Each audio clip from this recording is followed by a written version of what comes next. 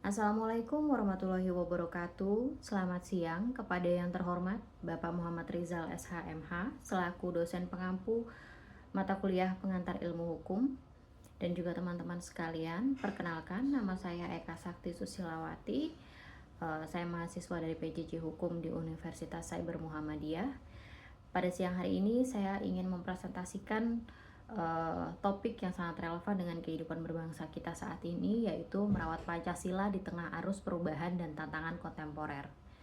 Kita sering mendengar Pancasila disebut sebagai dasar negara, ideologi bangsa, dan juga bahkan sebagai pemersatu.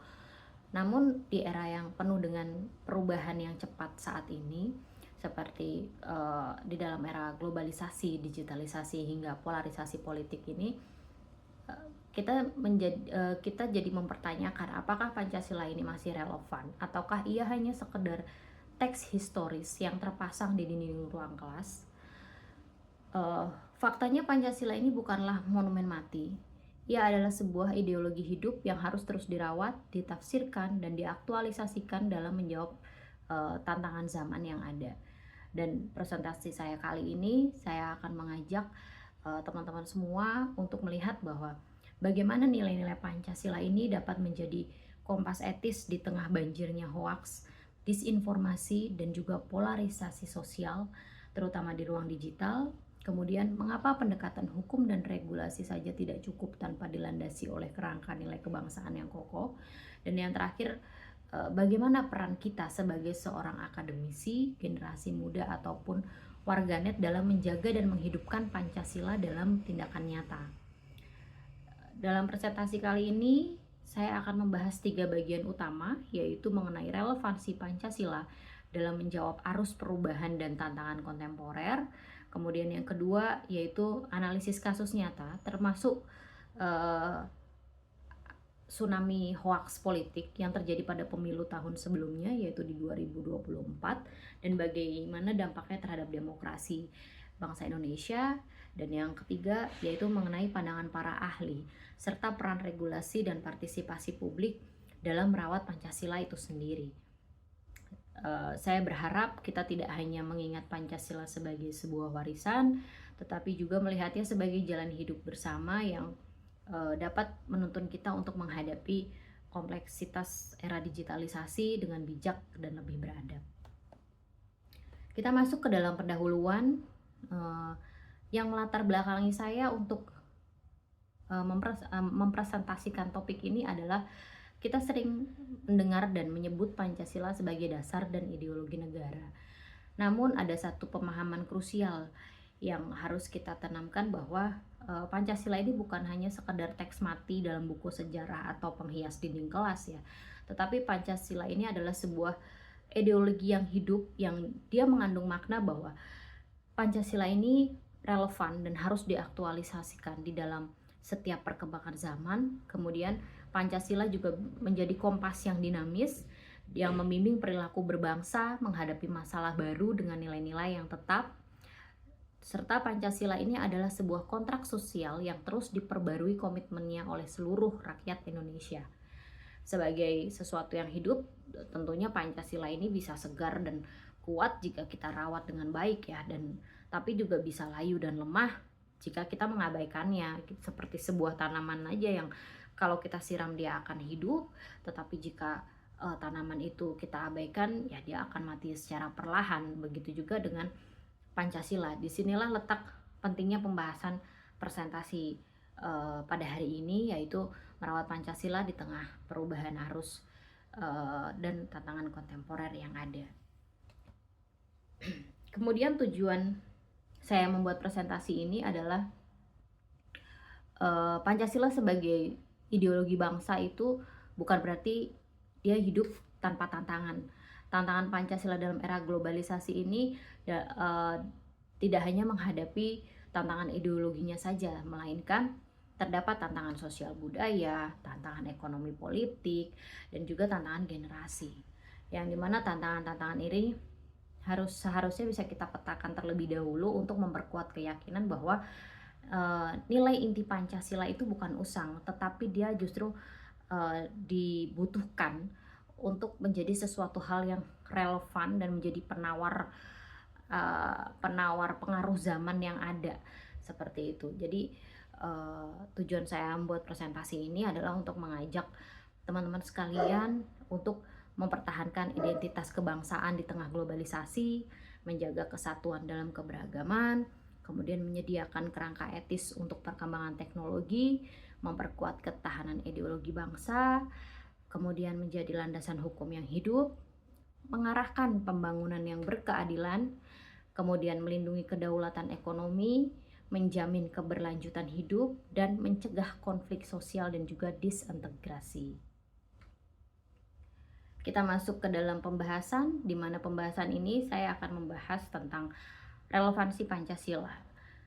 Merawat Pancasila ini tidak berarti mengawetkannya sebagai doktrin statis, melainkan mengaktualisasikannya sebagai nilai yang dinamis untuk menjawab tantangan zaman.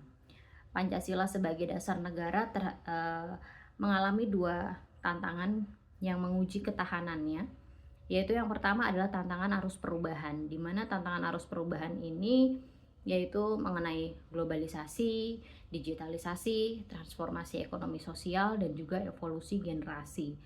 Dan tantangan yang kedua yaitu tantangan kontemporer, di mana politik identitas dan radikalisme, ketimpangan ekonomi dan kapitalisme digital, disrupsi teknologi dan dehumanisasi, kemudian degradasi lingkungan hidup dan krisis kepemimpinan dan moral politik. Dengan adanya dua tantangan yang sudah saya sebutkan tadi, kita diajak untuk tetap hidup, untuk tetap bisa merawat dan mempertahankan nilai-nilai Pancasila agar tetap hidup dan tetap relevan dengan era globalisasi yang ada pada saat ini. Dan menurut saya beberapa hal yang mungkin bisa dilakukan untuk menghadapi tantangan-tantangan tersebut adalah, yang pertama, pendidikan Pancasila ini diajarkan menjadi sebuah studi kasus digital agar generasi mungkin generasi Gen Z ya itu lebih tertarik gitu dengan Pancasila itu sendiri. Kemudian BPIB tidak hanya menjadi lembaga yang seremonial, tetapi juga menjadi lembaga yang menghasilkan analisis Pancasila untuk isu-isu yang ada pada saat ini. Kemudian melibatkan generasi muda, ahli teknologi, seniman dalam menafsirkan ulang Pancasila dalam diskusi publik yang inklusif gitu, sehingga para generasi Gen Z ini mau dan tertarik dengan adanya diskusi publik ini. Mereka akhirnya tertarik dengan apa sih yang ada dalam Pancasila, nilai-nilai ideologi apa sih yang Pancasila tanamkan gitu, sehingga Pancasila ini masih relevan sampai pada saat ini. Kemudian di dalam setiap RUU yang akan dijalankan itu harus disertai dengan kajian apakah RUU ini akan adil secara ekonomi atau dan secara sosial, dan bagaimana dengan cara pengimplementasiannya, seperti itu.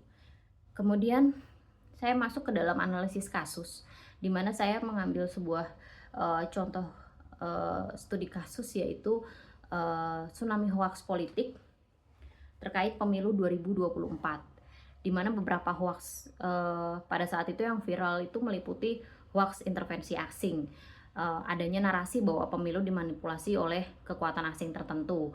Kemudian yang kedua adalah hoax penundaan pemilu, di mana adanya pengumuman palsu bahwa KPU menunda pemilu karena kerusuhan.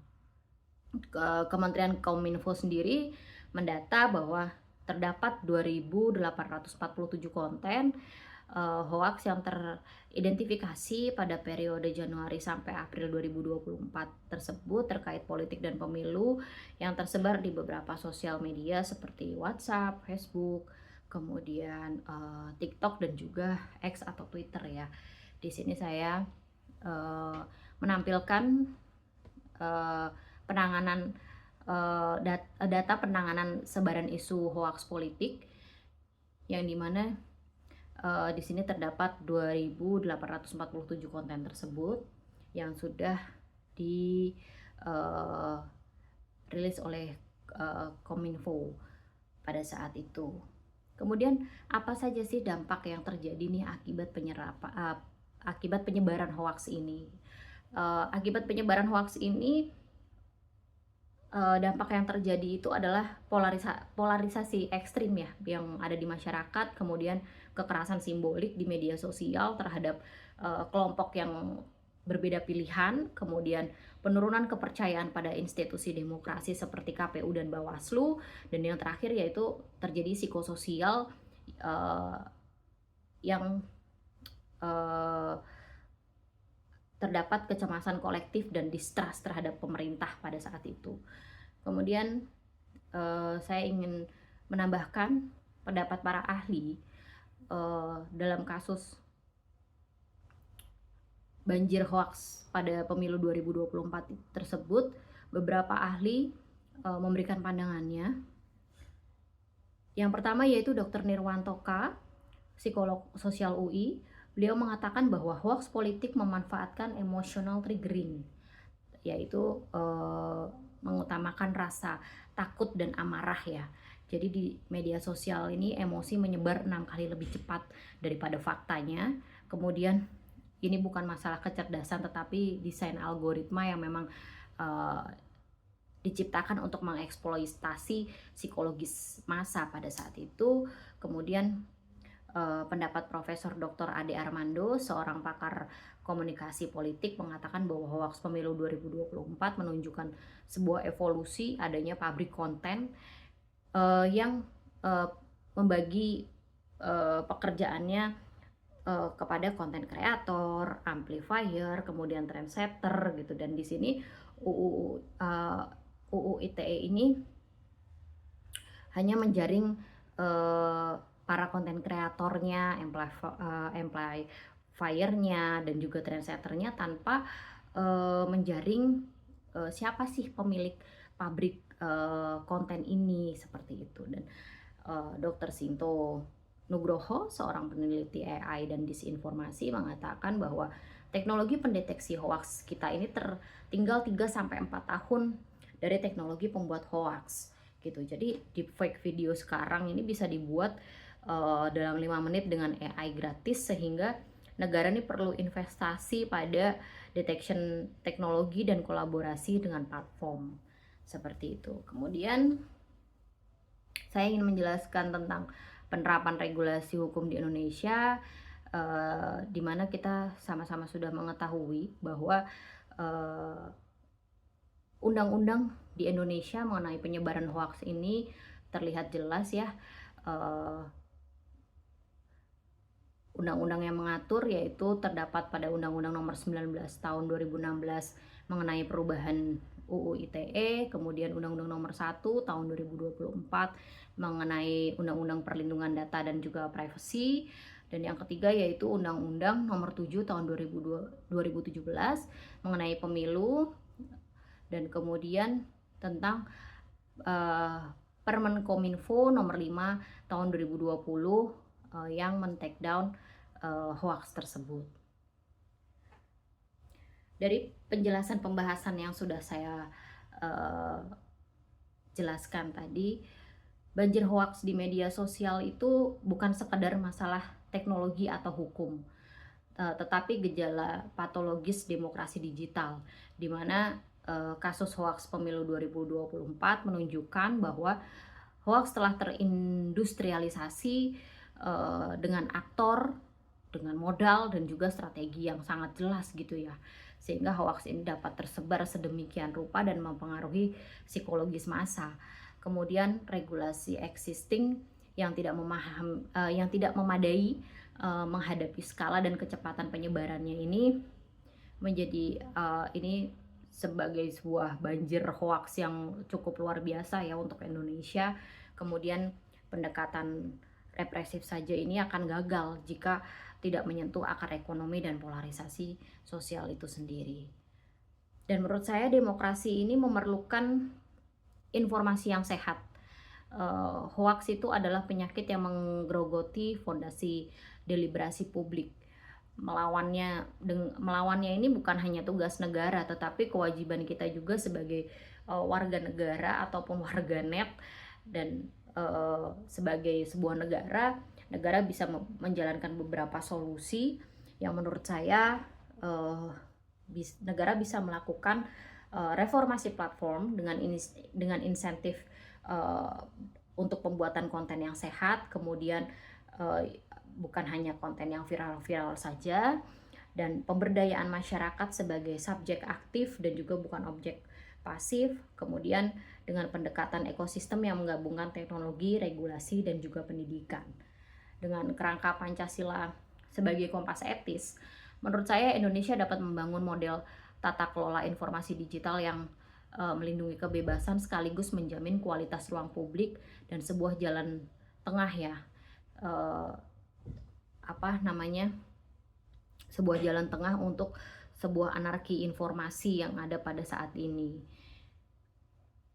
Kemudian sebagai penutup, saya ingin menyampaikan bahwa Pancasila ini bukanlah monumen mati yang hanya layak untuk dikenang, melainkan sebuah perjanjian hidup yang harus terus kita rawat, kita perbarui, dan kita wujudkan dalam setiap tarikan nafas kebangsaan kita ya.